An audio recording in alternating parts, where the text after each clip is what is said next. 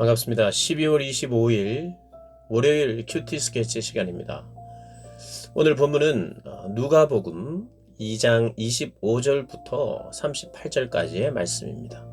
오늘 본문은 이렇게 시작합니다.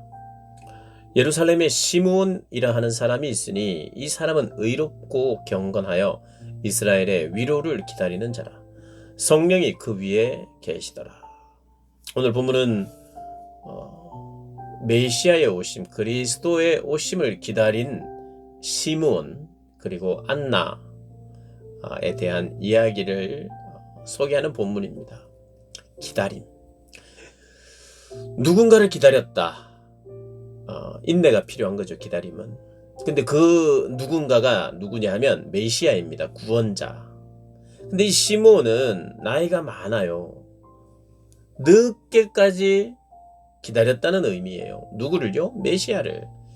그리고 그 메시아를 만납니다. 아기 예수를 보고 성전으로 데리고 온 아기를 보고 그가 메시아인지 알게 됐어요. 성령이 그 위에 계셨고 의롭고 경건했고 이스라엘의 구원, 그 위로를 기다렸던 사람입니다.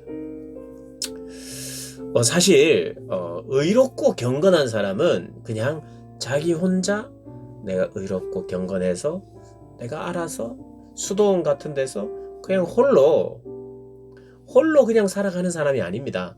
의롭다, 경건하다는 것은요, 내가 때묻지 않는 그런 사람을 말하는 것이 아니라 의롭고 경건한 사람은 누군가에게 진리를 해석해주고 진리를 선포하고 진리가 무엇인지 주장하고 가르치는 사람입니다. 진리를 보여주고 해석해주는 거예요. 시대를 읽어내고. 이 사람은 기다렸다는 것이 무엇입니까? 혼자만 기다렸다는 뜻이 아니에요. 입 꼭 다물고 그냥 언젠가는 오시겠지, 메시아가 오시겠지 하고 기다린 사람이 아닙니다. 그는 메시아의 오심을 확신하면서 기다리고 오래 더디 오는 것 같아도 말씀을 의지하여 기다렸어요. 그리고 그것을 해석해 줍니다. 그리고 해석의 완결이 오늘 나와요. 어떤 완결입니까?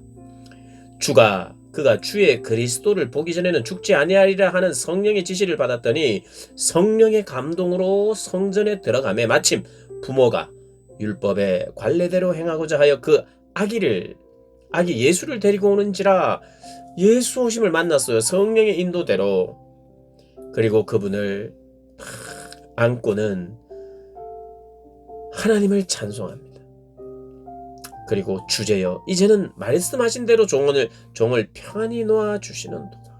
이제 이루어졌다는 거예요. 죽어도 여한이 없다는 거예요. 그의 기다림, 그의 사명을 이룬 거예요. 그러면서 30절에 이렇게 이야기합니다. 30절에 내 눈이 주의 구원을 보았사오니 이는 만민 앞에 예비하신 것이요 이방을 비추는 빛이요 주의 백성 이스라엘의 영광이니이다. 만민 앞에 예비되신 것이고 이방을 비추는, 열방을 비추는 열방의 빛이 되었다는 거예요. 열방의 구원자가 되었다는 거예요. 그 예수의 오심을 그렇게 밝히고 했어요. 이 시대에 예수님의 오심이 어떤 의미인지를 알았어요. 그분이 무엇을 하실 분인지 알았어요. 그래서 그 시대를 읽고 해석해주고 선포하는 겁니다. 이때 사실은 위로를 기다린 사람 많습니다. 저도 위로를 기다리고요. 모든 사람들은 위로를 기다립니다. 고등학생들은 합격이라는 위로를 기다릴 거예요. 대학이라는 위로를 기다리기도 합니다. 어떤 사람은 직장이라는 위로를 기다리기도 하고요. 결혼, 여러 가지 위로, 그게 위로가 돼요. 성공은 위로를 만들어줘요. 그러니까 그렇게 하는 것입니다. 그렇게 그 위로를 가르치고 위로를 보여주고 기다리고 하는 것이죠. 그러니까 세상은 그렇게 가르칠 수 있어요. 네가 대학 가면 위로를 얻는다. 네가 좋은 직장 가면, 좋은 결혼을 하면, 돈을 많이 벌면 위로가 된다고 말하지만 시므온은 이렇게 말합니다. 참된 위로는 누구냐? 메시아 그리스도다. 어떨 때는 우리가 지금 안전한 백신 이런 거 있죠. 이 코로나 지금 시대가 지나가고 있지만 코로나에도 안전한 백신이 있으면 나에게 위로가 된다고 여깁니다. 그러나 진짜 위로는, 참된 위로는 소수만 알았어요. 이 시대에는요, 로마의 압제 가운데 이제 해방을 꿈꾸는 그런 자들에게 있어서 위로는 정치적인 해방이에요. 그러나 진짜 위로는 뭐냐면 죄로부터 구원, 죄로부터 해방을 얻는 것입니다. 시므온은 그 죄로부터 구원을 얻을 자를 보면서 위로를 기다렸다. 그리고 위로가 오셨다라고 말합니다. 그런데 그 위로는요, 참 칼로 찔리는 듯한 어떤 것이래요. 오늘 보면 34절 35절입니다. 시므온이 그들에게 축복하고 그의 어머니 마리아에게 말하여 이르되 보라 이는 이스라엘 중 많은 사람을 패하거나 흥하게 하며 비방을 받는 표적이 되기 위하여 세움을 받았고 또 칼이 네 마음을 찌르듯 하리니 이는 여러 사람의 마음의 생각을 드러내려 함이라 하더라. 자,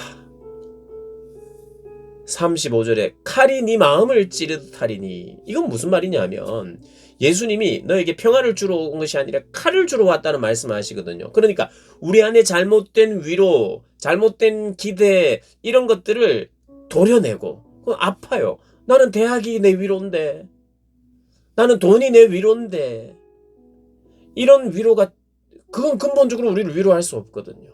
주님만 위로할 수 있어요. 죄가 도려내져야 돼요. 그리고 나의 사고와 나의 생각이 도려내져야 돼요. 그러니 주님이 오셔서 그런 생각을 도려내고 마음을 찌르듯 하는데 여러 사람의 마음과 생각을 드러내신 후에 정말 구원자는 주님이시고 나에게 있어서 위로는 참된 위로는 주님 외에는 없구나 라는 걸 깨닫게 해야 주님이 필요한 것이거든요. 예수님을 내가 제대로 알 때 예수님은 우리에게 고난을 주시는 분, 아픔을 주시는 분은 아니에요. 그러나 우리의 생각과 우리의 마음 속에 담겨져 있는 잘못된 것을 도려내신 후에야 우리가 제대로 볼 수 있기에 어쩌면 주님은 내 마음을 도려내는 칼과 같은 분일 수 있어요. 그래서 소수만 아는 겁니다. 앞으로도 소수만 알 수 있어요. 그러나 복음에 순종하는 자마다, 복음을 깨닫고 아는 자마다, 거절치 아니하는 자마다 내 칼에 찔리는 듯 하지만 찌르고 도려낸 후에 치료하시는, 그래서 제대로 치료하시는 제대로 된 위로를 얻게 하시는 것이 우리 예수님입니다. 성탄절 우리 예수님이 오신 날 어쩌면 예수님은요 우리의 암덩어리 같은 것을 도려내시는 거 아십니다. 그러나 그 도려내는 것은 우리의 아픔을 주기 위한 목적이 아니라 치료하기 위한 목적이라는 것 우리가 기억하면서 오 주님 오셔서 나를 치료해 주십시오. 도려내 주십시오. 그리고 새롭게 해 주십시오. 라고 기도하는 복된 날 되시기를 주님의 이름으로 축복합니다.